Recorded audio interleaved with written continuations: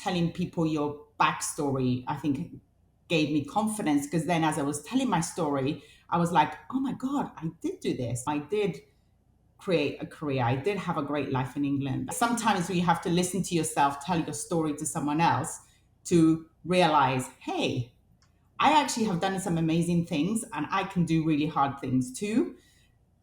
And that gave me the confidence to keep going. I'll have what she's having. Welcome to another edition of She Talks Confidence Podcast. So welcome back. This is the She Talks Confidence podcast. The she joining me today is none other than my very good longtime friend, Ginnie Rowe. Hi, Ginnie. How are you? Hi. Great. I'm so glad to Great finally get you on. I mean, really, Ginnie's been her and her husband, Dave, have been the ones that have created my websites for me, that's tried to get me to figure out how to post my podcasts. And so they've seen my journey for the past, 8 years or something. It's just been, and of course now we're doing it all over again. We are. I brought Ginnie on because she has a really amazing story. She started off, was born in Virginia, but then right away, right? It was like when you were like really small, right? Yeah. You moved to Argentina. So now she's in South America, and then she was raised in Argentina. Then at 18, she goes to England.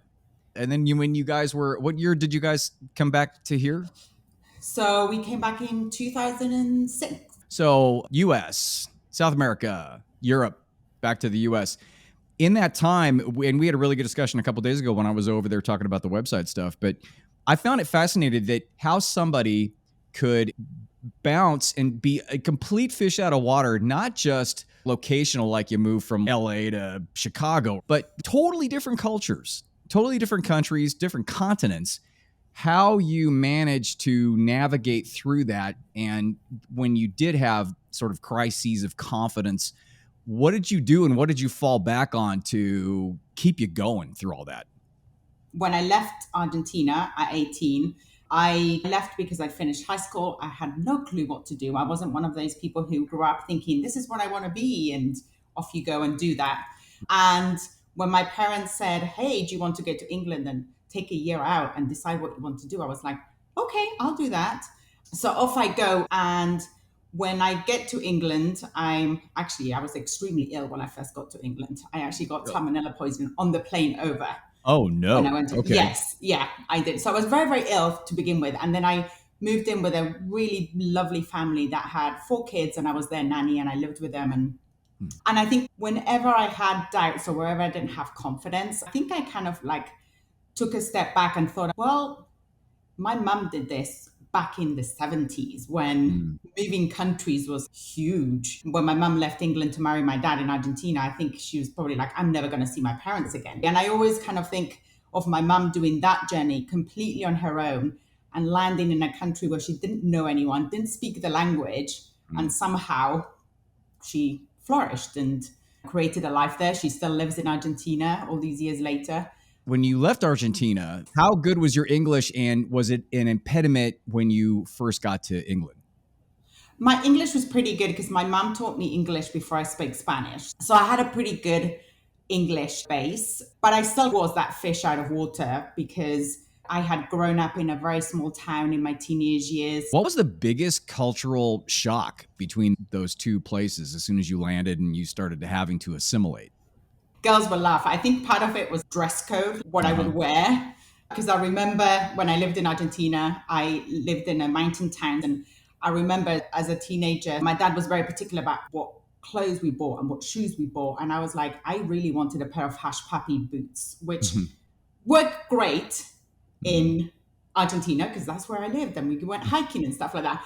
And so I landed in England with Hush Puppy boots, and I remember this girl invited me to go to the pub, and I would get dressed up in my Hush Puppy boots and thinking I look super cool, and then I walk in and everyone is completely different dress style, and I was like, oh, okay. Did you go in and say, oh my God, or did somebody point that out to you when you went in there? No, I don't think anyone pointed it out. It was more like my observation was, okay. This is not what people dress up when they go out. This is not, the girls were probably wearing mini skirts and sandals and nice tops. And there I was in my jeans and hush puppies and God knows what else I was wearing at the time. So very quickly working out, okay, this is how people dress here. Okay, I need to go shopping. And I remember actually asking the family that I lived with to give me an advance on my pay so I could go shopping and buy some new shoes, clearly. some new shoes and some new clothes. Yeah, but I think some of it as a teenager, when you're 18, I don't always think that when you're 18 you realize the situation that you're in. I think so you just get on with it. You just do it. When did that hit you then? Because typically, you go into your 20s, there's a little more introspection, there's a little more understanding kind of where you're at, and where by that time, had you felt comfortable enough because you had assimilated to that point, or were there any barriers when you were into your 20s and then starting your professional career in some form or fashion? I don't think I realized until much, much later, because I'm with a family and I have to do this job. And then it was like, okay, that job finished. Now, if I want to stay in England, I have to find other work. So it was always something like I have to do this or I have to do that. So I kind of really sat down and thought about it. And I think it was probably not until much later in my 20s that I looked back and I was like, or even when we were thinking about moving here to the US, when people are like, oh my God, you're going to move to another country. And then I was like, well, I have done this before. Like, I already did it, right? Yeah. I already did it. But at the time when I was young, when I did it, also, I think I had, when I moved to England, it was always with the back of my mind that I was just going there for a year to see what was going to happen. It wasn't like I'm moving to a different country and never coming back. It was, I'm just going, spending a year, see what's what, and then I'll decide what to do. The decision in the end was to stay in England and not go back to Argentina. But I think when you go in with that kind of mind, I think you just have a different point of view because you're like, okay, well, if this doesn't work out, I'll just go back home. Or if I'm done with my experience here, I'll go back home. I think that raises a good point. And the point is that perhaps maybe creating a perspective on something that's more like, okay, well, I'm going to give it a shot and see what goes. And I think it creates more flexibility, more malleableness to where if something doesn't work out right or something, you don't just crumble because your expectations are so high. And that's a big thing, especially with the women that I've counseled and coached. The expectation thing is just killer because they have these very high expectations, especially in big change situations.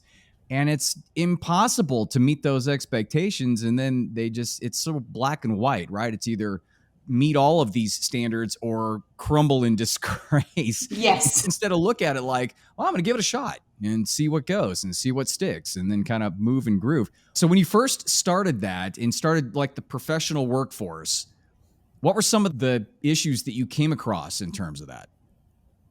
Well, I think when I started my workforce, because I went to England and I had no idea what I was going to do and I didn't plan on going to university, or I did a bit of college, but basic stuff.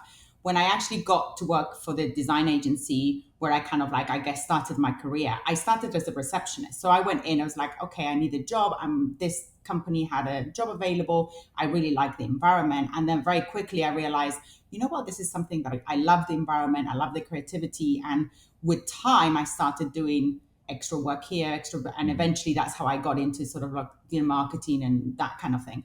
But because I didn't go to college, because I didn't have a degree, because I didn't study, there was a lot of parts where I was like, oh, I don't know if I can apply for this job because I don't have the education, or I've never done this before. This is completely new. And I think I was very lucky that I was surrounded with people who saw that I could do the job and that I was a quick learner. And one of the things that I realized about myself is I learn by doing things. I'm not an academia person. That's not how I learn, by doing things. And there were times where I was, okay, I don't belong here, especially when all of a sudden, hey, you have to go meet a client and you're going to be running the meeting. And I'm like, oh my God, me running the meeting, but I don't know anything about this. There's all these kind of like, oh, but in the end, you just go, okay, I can do this. That was sort of a baptism by fire. They kind of threw you out there. It literally was, yeah. So would you say that environment that you were in at the company was very open to men and women in leadership roles, responsibility or whatnot? Or did you run into any walls that were set up from systemic stuff, or being from a different country, or even being a woman coming into that? Did you find it a little more difficult to navigate? I don't think it was more difficult to navigate. I think being in the creative industry, people tend to be more open anyway. There was still stuff, sort of macho stuff that would happen, because the bosses always tend to be, they were male, the owners of the company were male. And so sometimes you would come across some of these kind of things that happen in all businesses, or at least happened then in the 90s. So yeah, there was some things that I came across. I was like, okay, this is uncomfortable. But for the most part, there was career progression. I was able to move up. I was able to step into other roles. But sometimes there was a little bit of a cultural issue. But England is also a very multicultural society, and there's people from lots of different countries. You have a lot of Europeans. So I think in England, I was lucky that I didn't come across any of that. Is it that big of a difference between there and here? Yes. In the US. So all of a sudden you guys leave, right? You and Dave get on a plane, fly out, you're in Arizona, you're starting from scratch, right? Yes. How do you do that? How did you go about grounding yourself in that circumstance? Again, a fish out of water in a brand new country. Moving to the US was harder for me than moving to the UK, because I think when you're 18, there's a lot of things you don't think about. And then when you're in your 30s, you're kind of, I need to be more responsible. I need to make sure that this is happening. And I think when we moved here, we had decided that our life was going to be very, very different from the life that we lived in England. So that I think helped, because we don't have the pressures of, okay, we have to go and get a job right now. We were able to settle in and decide, okay, what do we want out of our life? And we decided that actually we don't want to work for someone else. We want to create our own thing. But then once you decide to create your own thing, you're like, okay, well, how's that going to work? How am I going to meet people? How am I going to meet clients? How am I going to market myself? And so that was a whole new thing. And quickly I realized that networking was the way to do it. I had done no networking in England because that's not what I had to do, because I was employed. So I didn't really do a lot of networking. So I quickly realized, okay, that's what I need to do. And yes, I remember attending networking, and there were mainly women-based networking groups. And I remember sitting at tables and talking to people and suddenly realized that I don't get any of this, or this is not, I didn't have those experiences. And I think the hardest thing about moving into a new country is you don't have those shared experiences when you grow up. People will talk about, oh, remember that show, or remember this person? Yeah, no, I don't know who that is. I don't know that show. So you miss a lot of that kind of context. So how was your confidence at that time? And what did you do to get that thing up and running? I would say it was probably low, mainly because I think sometimes you doubt yourself and like, okay, I'm doing this. I know I can, like your mind knows that you can do it, but your heart sometimes doesn't. Your heart's like, what are you doing? Why don't you just go and get a job, and then you're fine, and then you don't have to worry about it, and you don't have to do this networking, and you don't have to that old ego voice, right? Yes. Yeah. And I think what happened was the more I got out there and the more I started talking to people and then connected with one or two different people that were on the same level, or had maybe had experiences of moving away, even if it was moving from another state to Arizona, which there's a lot of people who do. Yeah, I found some kind of things in common and some people that I could share sort of what was going on. But I think also at the same time, and I think that accent works. I know this is like very cliche. But oh no, it's true. I think we all know that on some level. So when on one day I realized, I was like, oh well, I should just use the accent. As soon as people kind of hear your accent, they're like, oh my God, I can hear you speak for hours and hours. And you know me, you and I have been in rooms and we've talked, and then I suddenly go, oh my God, I've been talking online. Tony hasn't said a word. Right. That's okay. I don't mind. I really don't. Give me a break, right? Yeah. So I think I kind of realized that people like to hear what your story is and your background. And especially here in the US, people haven't necessarily had those experiences. Oh my God, you left when you were 18 and you did this and now you're here. And like, why? Telling people your backstory, I think, gave me confidence, because then as I was telling my story, I was like, oh my God, I did do this. I did create a career. I did have a great life in England. Sometimes you have to listen to yourself, tell your story to someone else to realize, hey, I actually have done some amazing things and I can do really hard things too. And that gave me the confidence to keep going. Usually I save to the end of the show for somebody to give like a call to action or some little tidbit or something to do. That's gold right there. The tool or technique to tell your story, to express your origin story. And interestingly enough, you did that. And because it was so different, I mean, initially your issue was, I don't have shared experiences, right? This is the kind of in your head thing, Yeah. right? I don't have any shared Yeah. experiences. This might be hard to get myself in there to start some sort of a relationship with these people. And then all of a sudden you realize you're sitting on gold because it's such a different origin story than most people that you're around. All of a sudden you start rolling into it. And, of course, vocally, the accent kicks in and then people are going to automatically hear that. And they're like, whoa, okay, hold on a second. And then that will feed into it. And if you're ready for that, right, like you were, then that creates the relationship because it's a unique aspect to the origin story. Did you understand that, or was it sort of a trial and error at the time? I don't think I understood it. I think by nature, I'm a chatty person. I like to connect with people. I like to meet people. I am probably more of an extrovert. And so I like to hear people's stories. So I think to begin with, I didn't really think about it that way. And I think with a lot of things in my life, I realized that I don't really think about those things when I'm doing it. It either comes naturally or I'm forced into the position where I have to then go, okay, dig deep and do this. And I've also had people push me into situations where I think they can see something in me that I'm not seeing at the time. So they're pushing me into this situation and going, you could, do this. And then I do it. I'm like, oh, yeah. When somebody says that and challenges you to grow and to expand and to do something different and the fear comes in, what do you do to negate that fear and to take that next step? If someone gave me an opportunity, I felt like it's rude not to take that opportunity on. Like they're giving me this opportunity, I should give it a go and see if it fits. And I think also I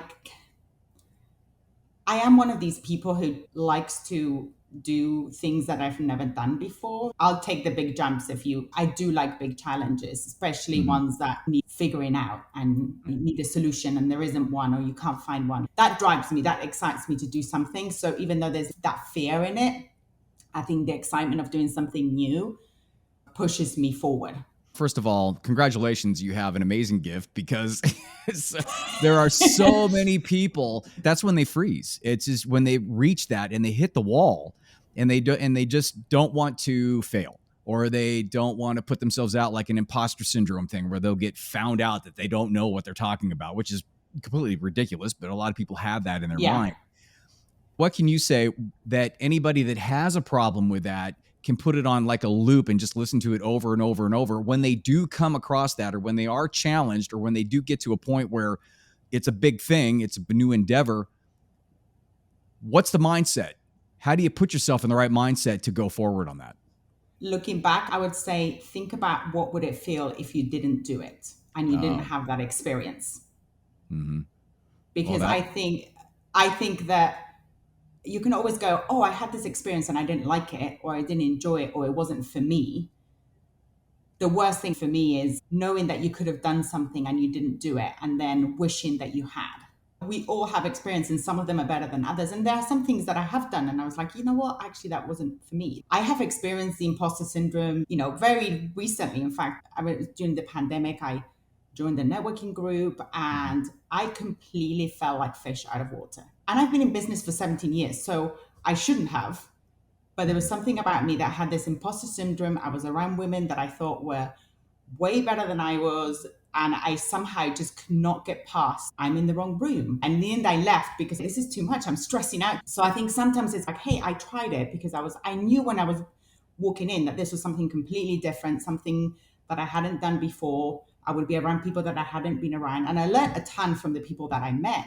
But at the same time, that imposter syndrome, I just could not get over it. What was different in that situation than before? With all the stuff that you've done before this, which is way more than being in a networking group, not to disparage the networking group, right? But still. No, because it was amazing. I think that. So what then? I mean, what do you think it was? I think thinking about it, I think it was because it was during the pandemic and everything was on Zoom. And I think that I just couldn't make those connections. the way that you do when you're in person. That's an interesting take on that, actually. Yeah, I really never thought about that. No, and I hadn't really thought about it. And I was thinking about what was it that, and the more I thought about it, because I was like, okay, I'm never one to back down and leave something when I'm feeling uncomfortable for the most part. And I was like, what is it? And I couldn't figure out, because I talked to friends about it. And my friend was like, oh my God, you deserve to be in that room. You're totally right for that room of people, but I don't feel it. Something's not right. And so in the end, for my sanity, I'm stepping away. And now looking back on it, I think it was because those connections that you make when you meet someone in person are very different from the connections that you have when we are like screen to screen. Very much. I don't think you can connect. Yes. Yeah, you could use your superpower of your connection, your energy, that from a face to face with the people on the other side. Did you feel as though you weren't reaching them like you usually do? Probably, yeah. And you tried everything and it still wasn't working. So you're like, I'm out. Yeah, I just realized this wasn't the right time for me to be involved in something like that. That's probably the first time that I've really, really felt like my confidence was just not good enough to be in that room. And it was nothing to do with the people in the room. It was nothing to do with the networking company or the networking group or what they were doing, because actually I loved what they were doing. It was something to do with me, and I just couldn't get past it. Sometimes you don't get past it and you have to go, okay, it's not for me. And, and take a step back and regroup. That brings up an amazing point, and I'll end the show with this. Women, you have an extra gear in terms of empathy and connection and energy and sensing energy and all that emotional aspect of it. I mean, some guys do, but overall is what I'm saying. It's the women's intuition thing. It's a thing. It's real, and we don't have it, and I wish I did. No, I don't. And I think that it seems to me like what you just described was something where that wasn't happening with you at that point in that particular scenario, even with all the success you had, even with all the experiences that you've had that were, if you look at it on a scale, that were way higher in terms of intensity or matters, right? But that particular situation, not only were you not connecting, you weren't understanding why you weren't connecting, then you were beating yourself up because you weren't connecting.